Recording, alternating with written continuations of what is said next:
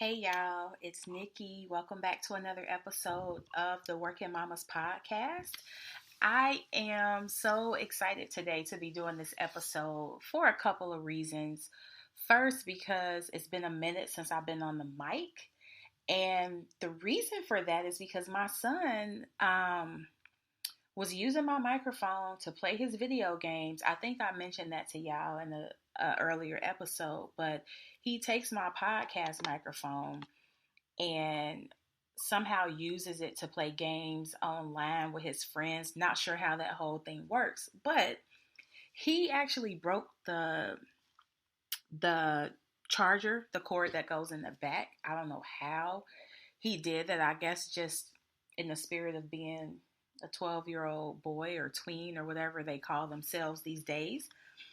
Well, according to him, they call themselves almost adults. So I guess they're skipping the teenage years and they're going straight from kids to almost adults. But anyway, he broke the cord. I had to go find another cord in the back. And so that was partly the reason why I was off the mic. But it's a busy time of year for anybody who's a CPA, an accountant, or anywhere in the space. It's audit season, it's tax season. There's the March 15th deadline that a lot of people don't know about, on top of the April 15th deadline that we all are more familiar with. So it's just been a lot going on.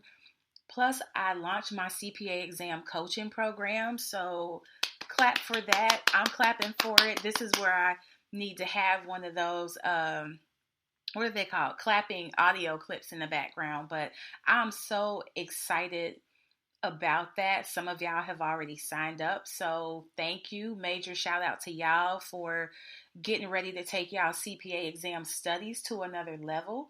If you're thinking about signing up, come on. What are you waiting on? We here. I'm ready to get you over the CPA exam hump. And I just went for it. And I was talking to a friend of mine who also launched her program on the same day, which is, great minds. But I was talking to her and I told her how I was just trying to make this thing perfect, and just the setup, the format, the presentation. I was just so focused on making everything perfect. I started and stopped a couple times. I started over. I reformatted some things. I shifted and took a different approach. So many different things. And in the course of me doing that on the late night in my office or in my room, people were still reaching out. Hey, I need help with BEC. Hey, what do I need to know for FAR? Hey, can you help me with REG? People were still reaching out. And I said, you know what? I can go back and put iterations on this thing forever. And the more I focus on trying to make it perfect, the more I am depriving the CPA candidates of what it is that they're looking for. So I put it out there. A lot of different options for y'all. There's a silver program, a gold program, a platinum program, as well as the individual private coaching sessions. So silver program is great if you already have your study materials and you just need some extra coaching and some one-on-one support from somebody who has been where you are. That's the thing that's really lacking in the review courses that are out there. And I'm not really going to knock them because I used a lot of their materials either partially or fully when I passed the exam, and when I finally figured out the secret sauce of what it takes to be successful on the exam. So I'm not going to knock them, but I'm just basing this off of the commentary that I get from y'all, and the feedback that y'all say is like, okay, you purchased a course, you paid this money for a course. What's going wrong? Why is it not working for you? And a lot of times it's the videos are boring. I need coaching. I need to be able to actually talk these problems through with somebody, or I got so much material that I'm overwhelmed at even trying to organize them and I don't know what to do with them. So those are the things that you're not going to find in the review course. They're going to talk to you about bonds and derivatives and federal taxation of partnerships and individuals and transactions, but they're not going to talk to you about what you need to be doing on exam day and how to not run out of time on the exam and you still have 2 simulations left. They're not going to talk to you about when you fail, how do you recover from that fail? because you're going to feel all kinds of emotions: defeated, upset, frustrated. I'm done. This is not for me. I don't want to even be an accountant anymore, which was some of the things I was saying to myself. But I had to go through most of this on my own, and figuring out how to go in the corner and sit and cry and be mad about score release because I got a 72, and then still try to find the strength and the discipline and that mental fortitude that I talk about to get back up and keep going and retake an exam that you've already passed twice, but you might have lost credit for it or failed it the third time around. So there's a lot of the non-technical and some of the more long-term strategies that I want to share with y'all in my coaching programs, because it's lacking. I know that as a former candidate myself. I know that from having the conversations that I have with y'all on a daily basis. Even to this day, every day, y'all, every day on LinkedIn, somebody is sending me a message, or they are sending me a connection request, and they usually have a message in there about the exam. Somebody messaged me the other day on Monday when we had score release, and I mean, this was just somebody I connected with months ago, and he follows my content. And as soon as he got his score, he messaged me like, I failed FAR again. What am I doing wrong? I don't understand. So that's why I'm doing it. You might have the study guides, the questions, the videos, all these other things, but how do you pick yourself up after you fail an exam? What do you need to do the weeks before your exam, the days leading up to your exam? Everything from what to eat down to what to wear. I mean, I went through this 13 times, and so I had a ritual or a tradition that I developed as far as things that I would eat or not eat, what I needed to wear. And the biggest thing is I put together this game plan of how I was going to manage my time and how I was going to make sure I did not run out of time on the exam until I answered every single question and worked through every single simulation or written communication, and of course the BEC. So this episode is kind of a, hey y'all, how y'all doing? Catch up. I miss y'all. I miss being on the mic. And I'm taking a break in between doing a year-end audit and completing some partnership returns that are due in 5 days. And just saying what's up and letting y'all know I'm still here. I'm ready to help y'all on this CPA exam journey.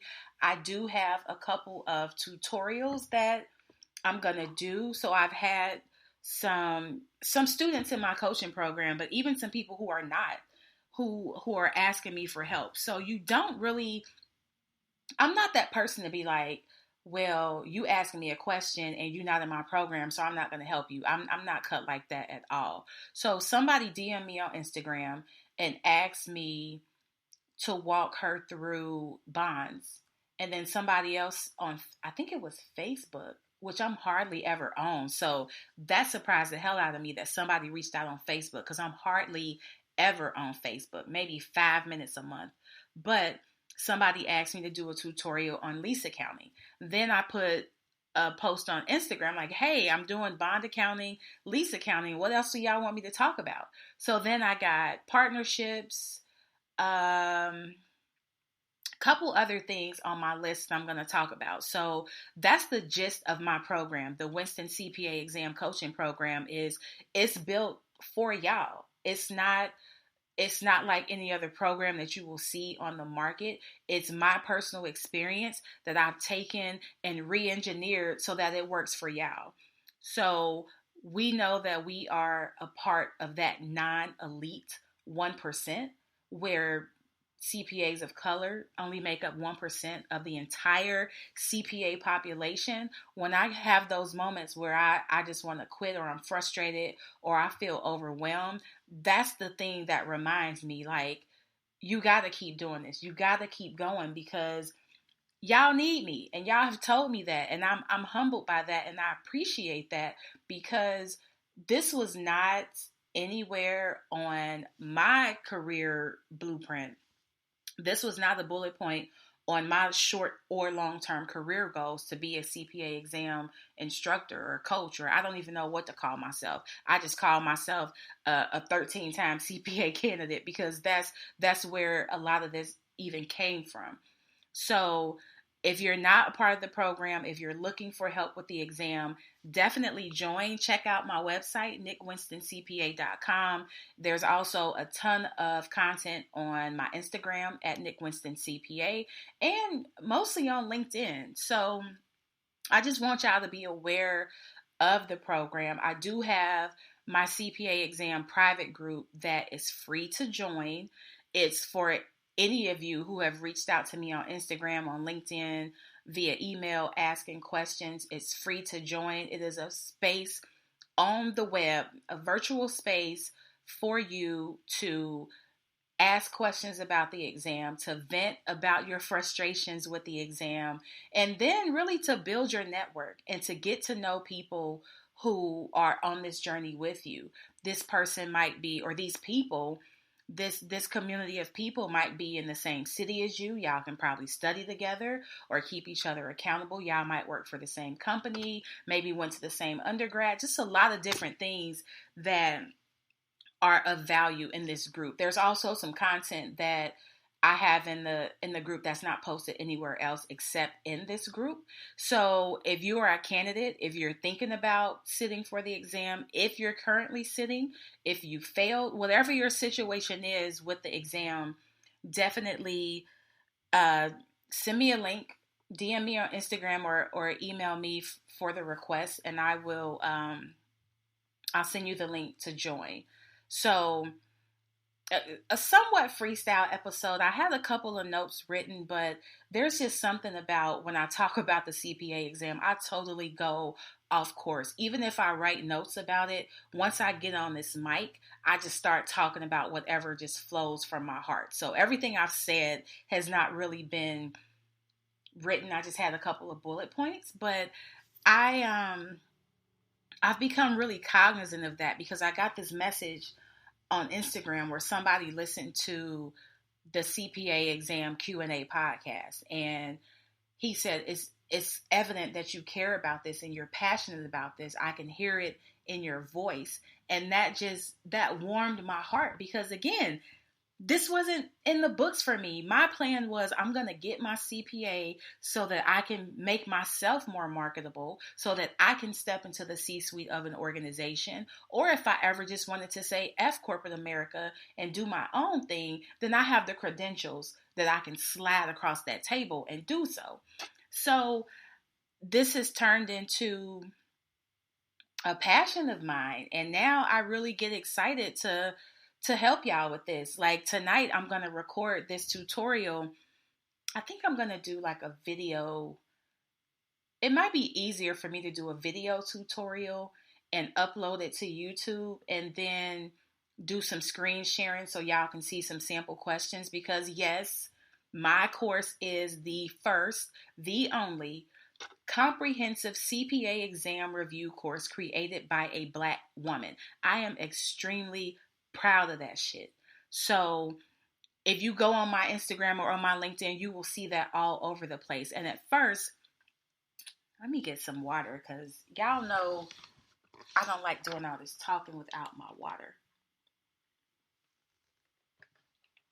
Today I got my jug. I have 68 ounces left to drink of water out of 116, so about halfway there.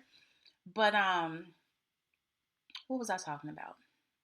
Oh, yes, the first and the only comprehensive CPA exam review course created by a Black woman. The reason I'm proud of that is number one, again, we are a part of the 1%, but not in a good way. We are 1% of the entire CPA population, and that's just Black CPAs.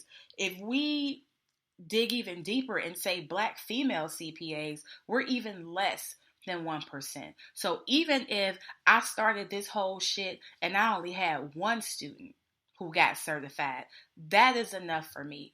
But I want to try to help as many of us as possible. You don't have to be black or white or green or yellow. I don't discriminate at all, but we know that Black women were constantly up against the wall, disregarded, and really just thrown to the wolves. We are at the bottom of the barrel at all times. And anything I can do to move that needle and help us progress in this space is what I'm going to do. And so when I put a couple of things on Instagram, I also share them to LinkedIn. And at first I said, well, I have a lot of like white people in my network and a lot of people I'm cool with. And what if they don't like that? What if they don't like that? And I said, well, tough shit. What if they don't? You know what I'm saying? And it made me think about one of my favorite songs is Janelle Monáe is I Like That. And I don't really give a fuck if I'm the only one who likes that. But that's what my mission is. That's what my goal is. And I'm thinking about all these HBCUs compared to my alma mater, The Ohio State University. And I think about how different it can be where we would have the big review courses come on campus and do these presentations and all these other things. And I'm just wondering if the HBCUs and the places where these Black students are, if they get that same exposure, or if it's more of you just kind of, I don't know. I'm not sure where I'm trying to go with that. But I feel like Black accounting students just lack the exposure to the resources of the CPA exam, but also to the people. And I read this article, this blog post on, I think it was on the AICPA's website about a month ago. And this lady was just talking about how there's a decline in Black accounting students and how they don't have an answer as to why more Black accounting students don't pursue the CPA certification. And that just blew me away because I'm like, the answer is simple. They don't see anybody that looks like them in that profession. They don't see the Black CPAs. I mean, come on. If we're the 1%, if we're 1% of the population, how many Black CPAs do you think it is just like bopping around the country? Now, when you think about things like NABA, which I'm a member of, a proud member of, and a former board member, then when you look at it from that perspective, it's like, oh, we deep. Like, we got all these successful Black CPAs and partners and entrepreneurs. But when you look at it on a broader scale, in terms of the whole population, we're a very, very, very small piece of that.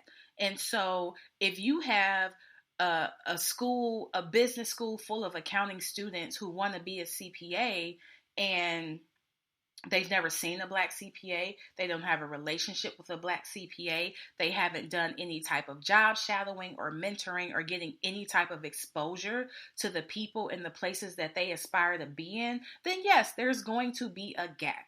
And I don't think it takes rocket science to figure that out. But that's another story for another day. I'm going to get off my soapbox when it comes to that. I just wanted to jump on here, say, hey, hello, how y'all doing? I am still here. I'm drowning on some days just because of audit and year end, and it's a new year and trying to still really get 2020 off the ground, and then still going through my coaching program. And really, it's launched and it's out there, but I feel like it can be perfect. Well, not perfect.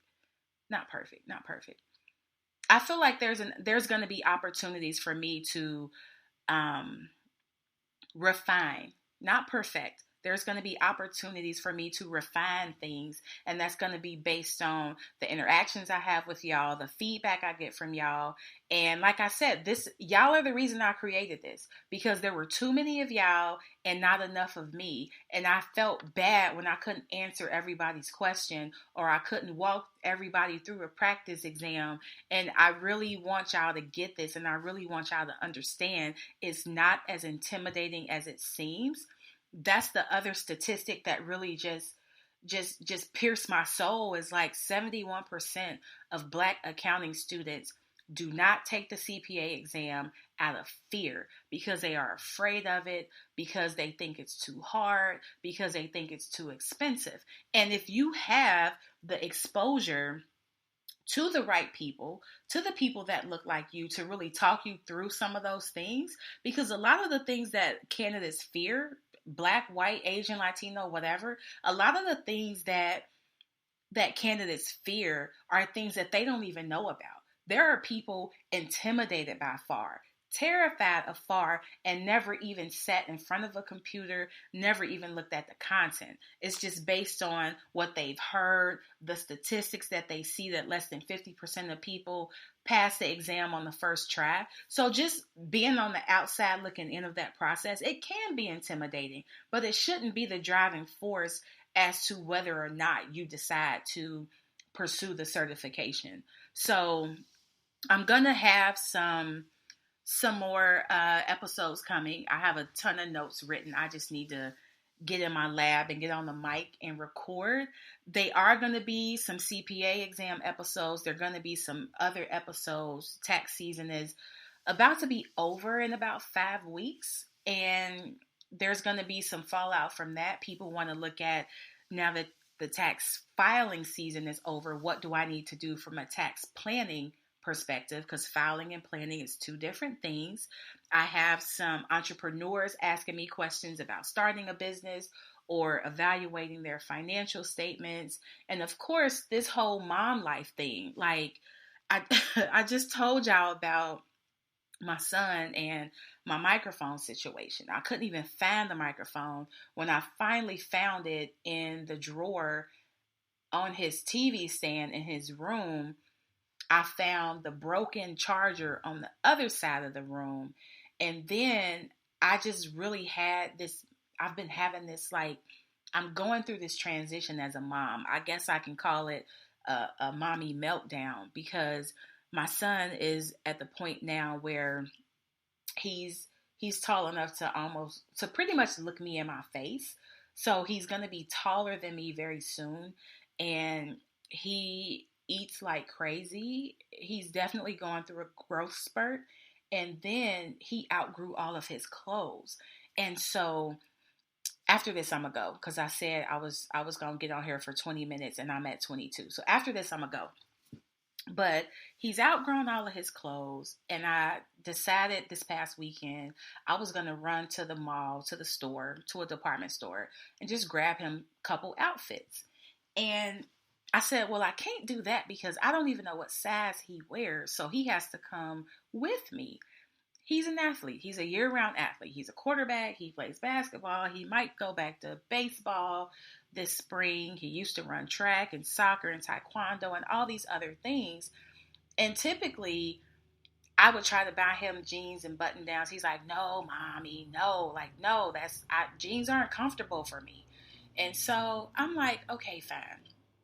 I was expecting us to go to the mall and pick up a couple sweatsuits and maybe a pair of Jordans or some LeBrons or some Kobe's, because that's been his style for the last 5 years, 4 or 5 years. And I was just totally taken aback when he went in the store, in the department store, picked up all this stuff, and it was nothing like what I expected him to get. He came with the jeans, with the crispy button downs, all this other stuff. And so he went and tried them on in the fitting room, because I had to make sure they fit, because this whole skinny jean generation, I don't know what y'all problem is. Love y'all, but I don't know what y'all problem is.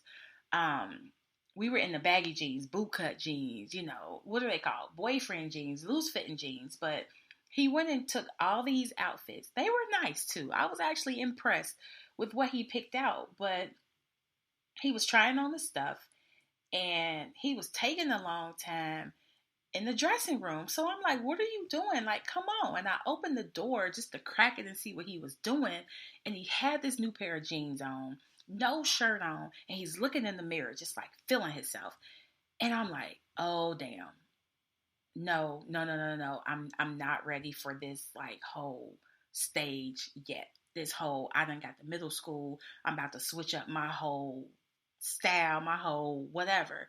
But he picked out all these clothes. In lieu of the Jordans that he was initially looking at, he went and got some Vans. So that fucked me up even more. Like, what is going on? What little girl has caught his attention, or what is he seeing that now he's stepping up his game? And he's like, Mommy, I'm a G. I'm not a baby anymore. And he's really, really feeling himself right now. So he's the oldest. This is my I guess I'm on my way into this whirlwind of being the mom of a middle school preteen or whatever. But y'all pray for me over here, because I'm really struggling with it. I'm really struggling with the fact that he's not a baby. And I remember him being this baby with these fat cheeks and this slick down hair, and he wore his little V-neck cardigan sweaters when he was a kid, like a little toddler, and now he is really like about to be driving my car in a few years, and I'm not ready. I am not ready. So I just had to say that. I will make sure I record some more episodes. If you have a specific topic you want me to talk about, let me know. Y'all know this is for y'all. So let me know what y'all want me to talk about. But in the meantime, I will come back and do some more episodes. And for the CPA candidates, I absolutely will put out some video tutorials. And then I'm definitely going to do a follow-up episode about time management on the CPA exam, because one thing that really caught my attention this past score release is all of you talking about how you didn't even make it through the exam, or you left a simulation blank. I thought I saw somebody on Facebook or Instagram say that there were 4 simulations that they didn't even get to. And I'm like, how in the entire fuck do you do that? But it goes back to not knowing, approaching this as a lot of you are first time exam takers and you're not really sure what to expect or how to move or how to navigate at that testing center. So that's what I'm here for. I've been there 13 times. The people at the testing center got to know my face and were so familiar with me, like, oh, you're back. And like, yeah, I love y'all, but I hope I don't have to see y'all again. Because if I have to see y'all again, that means I didn't do something right. But yeah, just wanted to hop on, say hello. How y'all doing? I am here for y'all. Definitely join the coaching program. If nothing else, at least join the private CPA group so you can get these extra, what I call reps, these extra reps on the material and some study strategies and to get ready for the exam. So I am 7.5 minutes over what I plan to be, but I love y'all. I appreciate y'all for rocking with me. My podcast is like everything to me. And so anybody who tunes in or shares or tells somebody else about it, I greatly appreciate it. So again, hit me up, Nick Winston CPA, with y'all questions. I got to get back to these partnership returns. I got to pick my baby up from after school, my daughter, and figure out what we gonna eat. And then I'm gonna probably jump back on the computer to do some more returns. So y'all be good. Talk to y'all later. Bye.